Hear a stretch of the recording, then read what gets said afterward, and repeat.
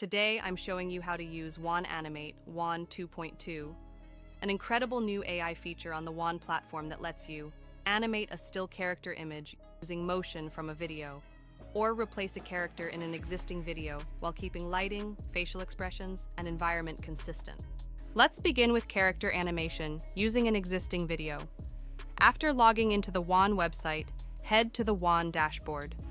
You'll see the prompt box at the bottom of the screen.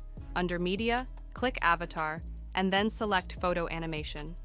Now upload the image of the character you want to animate. Once that upload is complete, upload the motion video. This video will provide the movement and expressions for your character. After both files are uploaded, click Generate. The Wan-Animate model does the rest, automatically bringing your character to life. Let's take a look at the final result. Next, let's move on to changing the character in a video. With the floating prompt box visible on the screen, go to Media and select Avatar. Then choose Swap.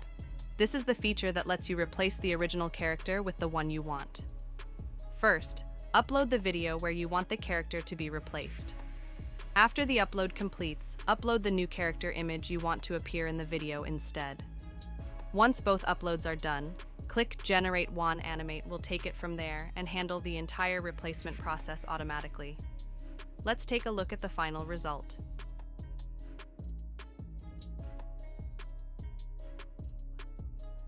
Wan-Animate makes character animation and replacement incredibly intuitive, all inside the Wan platform.